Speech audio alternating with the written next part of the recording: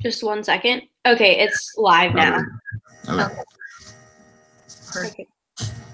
Okay, so we have to start with like a self-introduction. So if you guys just want to say like, who are you and how you'd like to be addressed in the meeting, and then why did you sign up for the class? Okay, I can start. Okay, so my name is Madeline Korn, and I would like to be addressed as Madeline. And I signed up for the class because I'm really interested in different cultures and learning about like intercultural like communication and all. So yeah. So just a warning, I just got disconnected as well, so if that happens again, I apologize.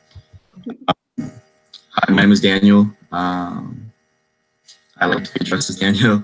I'm taking this class because my parents were communication majors, so I just wanted to see like what communications is all about, to really have like a basis of understanding in communication, just in case I go into business later on in life. Cool. I'm Andrea. I know it says a different name, but that's my nickname. But yeah, I like to be called Andrea. I'm taking this class because I'm an international trade major. So in order to like effectively do business in other countries, you need to study communications and especially intercultural communications. So then the second one is just us addressing the video response. So if you want to say, like you can, after it says like after the introduction, you can like describe who you are culturally using the R's. So I think that means, you know, say like where you're a local of, and then maybe some of your cultural relationships and restrictions, and if like you want to explain them at all. Yeah. Okay, I can do that. So I am a local at like in San Carlos, California. So like that's where I was born and raised. And so my rituals, basically what I do in a day is I wake up, drink coffee, and then I like get started with my day. And right now I live in Tempe, Arizona, but I still consider myself a local of San Carlos, California, since I've only been here like a few months. And some of the things like I like to eat pizza, pasta, sushi, so stuff like that. And then my relationships would be with I'm closest with my mom and dad, and also my brother, and then also probably like my sorority sisters as well would be in my relationship. And then restrictions. So I live in the United States, obviously, so sorry, I'm not like really restricted, I guess, but right now I am in Arizona, so I guess since I go to ASU, I'm kind of like restricted to like being in Arizona, I guess. So like I couldn't really like live anywhere else other than Arizona right now since I go to ASU. So, yeah. All right. Some of the rituals that I have. First off, I'm a local of Chandler, Arizona. I also live in Tempe, but I feel like I'm more of a local in Chandler because that's where I grew up. I was born in South Korea, but I moved here when I was 5. So Chandler is really all that I know of. But when I'm in Korea, I am a local of a small like town called Bundang and a city called Asan. Some of the rituals that I've had since I was younger, like in Korean culture especially, it's like a big deal to respect elders. So I remember like going and like wishing elders like good health and stuff like that when I was younger. And another big thing that's different is like taking our shoes off at the door. So when I like first met my American friends and like they would invite me to their house, like I would take off my shoes because that's just like how things are in Korea. But I know some people just wear shoes inside the houses and stuff like that here. For food wise, we eat rice like a lot.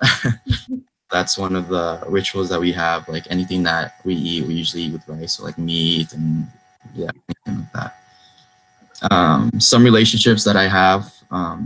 So when I was younger, my dad passed away. So I have a jiu-jitsu team and it's like mostly guys.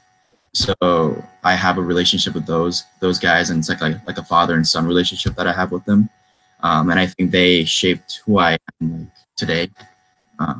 So that's a really big relationship that I have, and I see them every day because I try to train every day. But those guys, and then also I go to like a Buddhist temple, and those people over there, I think they're good role models for me, and a lot of them are engineers as well, and I'm an engineering major, so I think they shape who I am in that sense of career. Some restrictions that I have, I am not a citizen of the United States. I'm a permanent resident. I have a green card, so I would like to travel more. Like I was going to go to Mexico this spring break and stuff like that, but with a green card, like I just don't feel as secure in coming back as I would if I had like a citizenship. So just for the next couple of years until I graduate and until I get my citizenship, I'm a little restricted where I can go and visit. I can still visit Korea pretty well. The only thing about Korea is at my age, like you have to serve 2 years mandatory service in the army. So like I don't feel safe going there for a long time either, because they can like stop you at the airport and like kind of encourage you to join and stuff like that as well. But yeah, I do have a Korean passport, and I know Korean passport is like one of the like strongest passports in the world. But because I didn't grow up there and I feel comfortable and safe in the United States, I try not to leave as often as I would. That's about it. So I am a local to Sacramento, California. I just moved here to Arizona like last month, primarily to go to school. So I don't quite feel an attachment here yet, besides like like educational. But as like time's gone on, I have felt more connected to the area. But I definitely still feel very Californian. Because kind of relating to what you said. Yeah. I'm also a local to Cusco, Peru. I lived there for about a little over a year, and while I was there, it was like a cultural really immersion. So I definitely adopted a lot of the culture while I was living there, and I really enjoyed it. And I still live a lot like I did when I was there, and you take that with you. So I would definitely consider myself a local of there as well. As far as my rituals at the moment, it's just school and work, that sort of a thing. My familial rituals, my mother's family is local to Italy, so she was like a first generation immigrant. So definitely a lot of my like familial rituals come from them being locals to Italy. Um, and then as far as relationships, I'd say my main ones would be with my parents and my friends, and then my friends and family back in Peru as well. Um, and then as far as restrictions, I would say like I put I think school was one because I am not able to do like everything or just drop and go because of that commitment I've made. And then as far as other things, being on a U.S. passport, I don't feel like you have a ton of restrictions, but I have been denied at a border before due to my passport. So that definitely felt like a restriction. So yeah, I don't know if either of you want to like elaborate on what you saw at the video or like what points kind of stood out to you. I kind of really related to what she was saying about how um, your relationship is like two places through experiences rather than just being born somewhere or um, like looking you were born somewhere, because for me I could definitely relate to that because I'm not Peruvian, but I feel very much a part of that culture because of my experience in it. Yeah, I definitely agree with that. Like, I think you're local to like your experiences more than just like to a place, because your experiences shape who you are, like not just like where you're living. Yeah, exactly. Yeah, and one like personal experience that I can have with that is like people ask me like where I'm from, You know, I felt like I'm from Korea, but like I don't have like a established relationship with Korea. When I go to Korea, like people ask me like where I'm from as well, because like I don't speak Korean. I speak Korean with an accent, so it's like kind of like not fitting in, I guess, in both countries. But like when I think of myself, I think of myself as like an American because I grew up here all my life. But yeah, interesting how she was talking about like when people ask you where you're from, and then they ask you like where you're really from, and I kind of related to her speech about that. I relate with you, Andrea, about the like getting like at the border and stuff like that. Yeah. Oh shoot, sorry.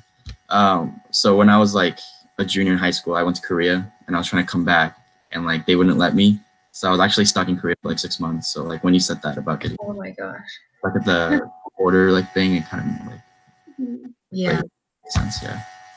Yeah, mine wasn't nearly like that, but it was definitely like, where are you from? Why are you here? It wasn't because I have lived in another country. It wasn't the first time you kind of get those questions, but I definitely think it was the most scared I've ever been answering them. But I think sometimes, especially like there's the American mentality that like, oh, your passport is somehow superior to others, even though, like you said, I've been hearing like Koreans there are much stronger passports than ours. It's just part of the, here maybe certain parts of the U.S. they're kind of local mentalities. But yeah, you're definitely not, you can't get in everywhere. But mine was just in Europe, and it was just, I didn't have a European visa in certain places. And I still crossed the border, but it was just definitely an interesting experience. But as far as me in Peru, like, I was lucky enough not to have like a super strong English accent in Spanish. But what was interesting, because I'm from Northern California, so we have a lot of Spanish speakers, but not nearly as much as like Southern California or here in Arizona. So what I found interesting is like here in Tempe, I get asked where I'm from a lot, where people assume that like either you're a local of here or of Mexico. So I do speak Spanish, but it isn't my native language. But it was just interesting to me that people just assume or will start like speaking to me in Spanish. And although I do understand, I'm not Hispanic, so they can make a lot of cultural assumptions and things, which is interesting.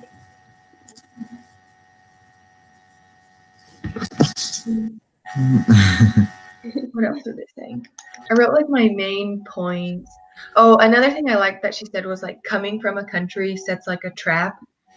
And I think really for you, especially Jenna, that like relates, because you said like you come from, like, you are from Korea, but at the same time, like, that's not the correct way to say it to describe like who you are as an individual. Right. Yeah. Yeah, and I'm sorry. Go ahead. Go ahead. Okay. Well, I was just gonna say, like, in the video, you guys know how we watched the video, like the "Where are you really from?" Mm-hmm. So I thought that one was interesting also because it kind of related to the TED Talk. But if you're like living in America and stuff, but say you like you're not white, like people kind of just like assume you're not from here. And I don't think that's like the right assumption, because a lot of people, they could have lived here for many generations and be like as American as they can be, but people still like say like, what are you, or like, where are you really from? So yeah, which confuses a lot of people of other like countries, because I don't know if you guys ever did this, but it was like, I think probably like in elementary school you had to do like a report kind of a thing, where are you from? Yeah, we did that. Like, reading the book and stuff has made me think like how wrong some of those reports are, and how better they could have been explained or worded. And I think still as like younger student, you would understand if it was just properly explained to you. But it's really like confusing especially to other countries, when you say, oh yeah, like if I were to say like, because it'd be incorrect, like I'm from Italy, like, because it's not true. I'm not, like, I have a lot of like rituals that are like because of my family who are local there, but like I personally like am not a local there. So when you go, like, one of my best friends is Danish, if like you know, I thought it was hysterical because like if you have heritage somewhere and then someone from my family said, oh yeah, we're Danish too. And it's like, but it's not the same thing. So I felt like those are quite confusing to other countries to say like, but you're not like, because they identify you as like either, you know, being from California or the US, like not by the heritage line. Yeah, I definitely agree. I think if back then it was the question was what's your culture instead of what's like where are you from, then have like a better understanding of how different each culture is and like kind of respect and the aspect of like respecting others because of their different upbringing, but we're still living in the same vicinity. Yeah, cool opportunity for our generation. I think is that like where there's so many cultures. Just in Tempe as well. Oh yeah. That we just have upper hand because like when I go to Korea, it's really rare to see anyone that's not Korean. Still like a lot of like racism and stereotypes that Koreans have. But it's like growing up in the United States, we have an array of different cultures and different ethnicities that live here. So I think we really have an upper hand in being able to communicate with other cultures and stuff. I did really like too the whole like where you're local from, because I'll just say like, where did you say, Madeline, you were from in California again? San Carlos, so it's also Northern California. It's our like locality is much similar than even like someone who's from the same state as us. Like someone who's local to San Diego has completely different, like rituals that ours, like rituals, relationships, and restrictions that we would identify with. Like, and even the two of us probably have like a slightly different. So I found that was really interesting. I also thought it was like her main point that I think really like one of her first ones that really clicked was like, humans aren't like, I think she said businesses or companies. Like a company can be from a country, but a person can't, because you're not like a brick building that has no, like personality and stuff like that. So I thought her points were pretty good.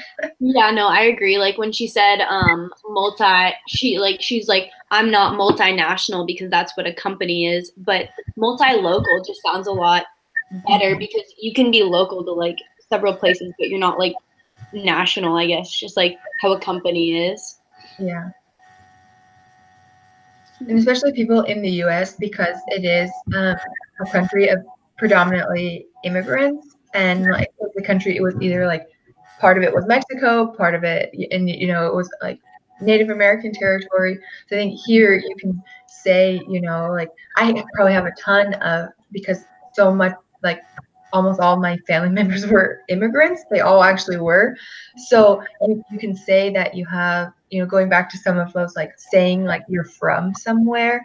I think I have like I'm part, like heritage wise, I think like, some of my ancestors were from the UK and stuff, but I don't feel a connection to them, because none of my rituals or anything like that derive from that heritage, as far as like you can like technically have like an ancestral line somewhere, but then saying you're from there is a completely false statement, because I feel absolutely no connection to it.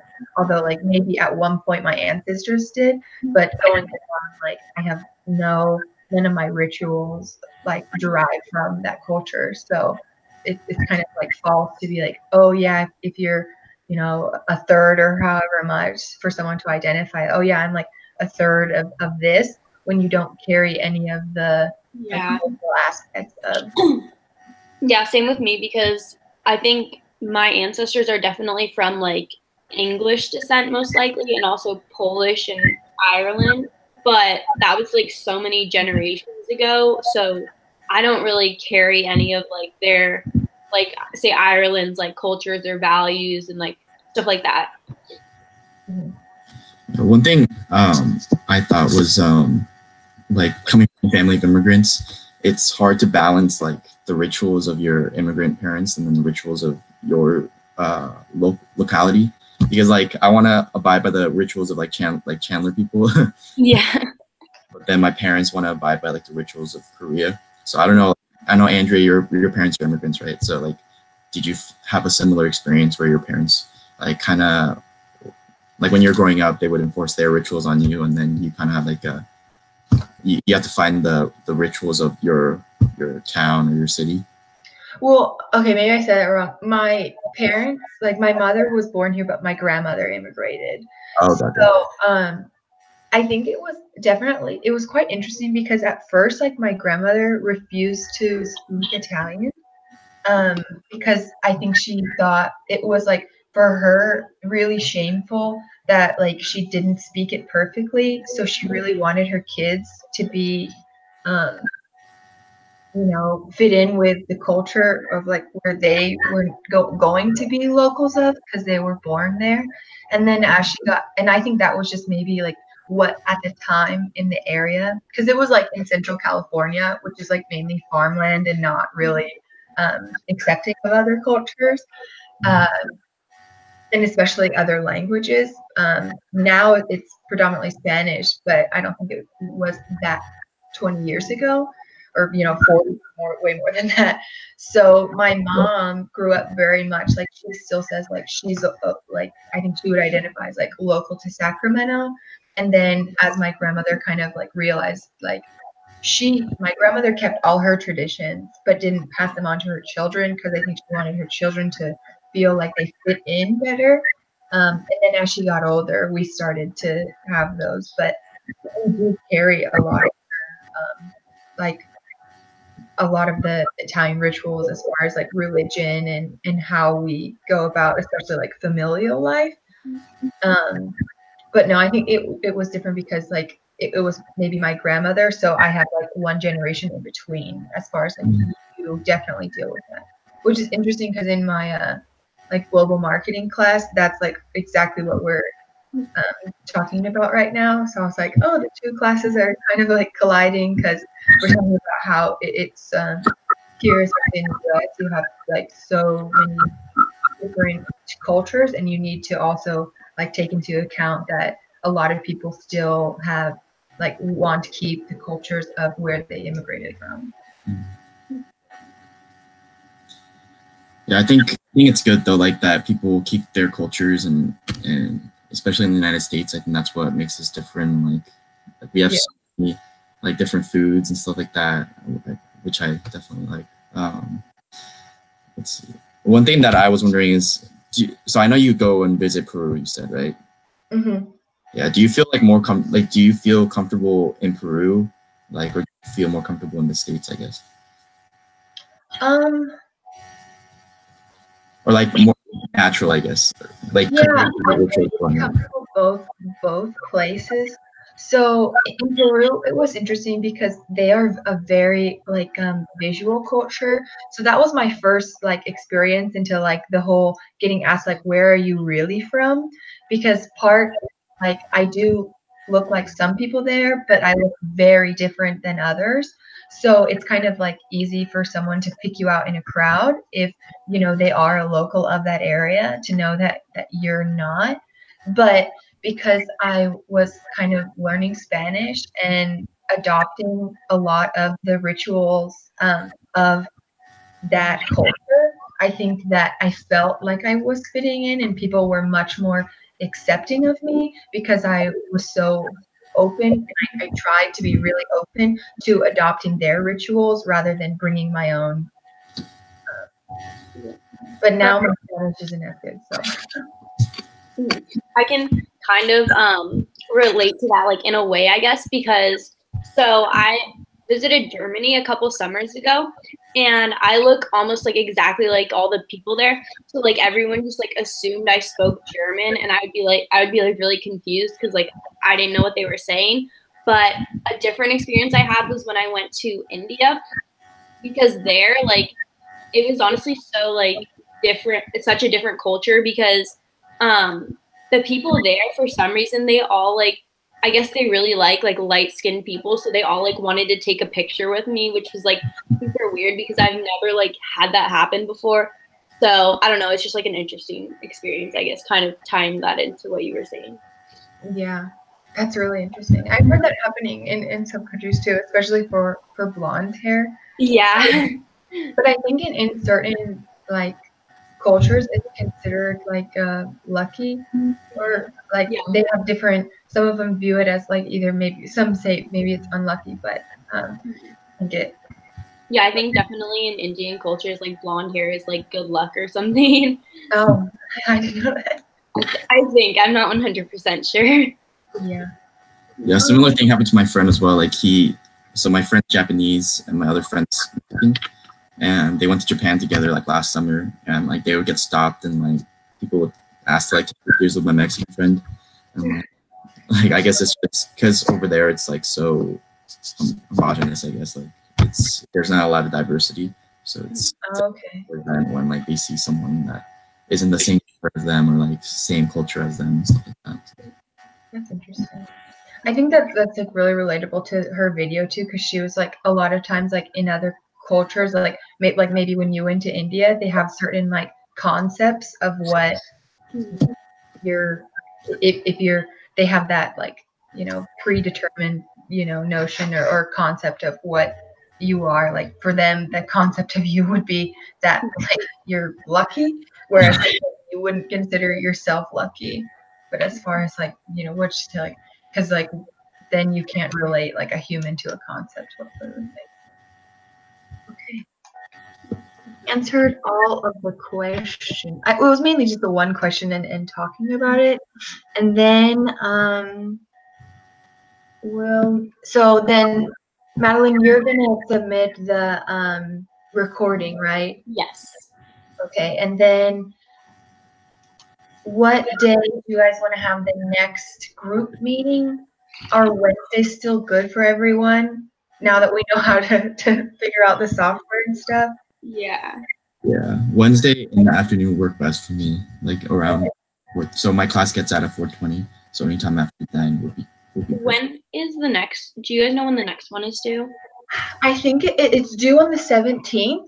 So we would have, if we're doing Wednesdays, the 6th or the 13th. So the 6th is next Wednesday, and the 13th would be the one after that. I don't have class on Wednesdays or Wednesday nights, so either I'm available for. So, okay, so for me, I don't have class on Wednesday, but on the 6th, I have like a sorority thing that night. So do you guys think we could do the 13th? Yeah, let's do it. That worked for me. Okay. The 13th. The 13th, you said? Yeah, that work for you. 13th. I have a thing from 6 p.m. So I can still do it. Yeah. If we do it around like 4:30, like it right. a half hour, 45 minutes. I mean, for me, if my event is at night, so we could do the 6th if we did it at like 4:30 also. Or we can, like, if any other time works for you guys as well. Like, I know Mondays work for me. I don't know if it worked for you guys, but. Yeah. Mondays work for me also. Okay. Well, how about because we don't have like one member of our group, I'll give out like I'll send out. Is this a good way? Like I feel like that message board is a pretty good way to communicate, right? So I'll send out like a message with maybe like what do we say, the 6th or the 13th at 4:30, and then if that doesn't work for her, we'll say if a Monday is better for you, she just needs to let us know. Yeah. Because I feel bad, but at the same time, like if she wasn't here and we have to do that. Oh yeah. Here.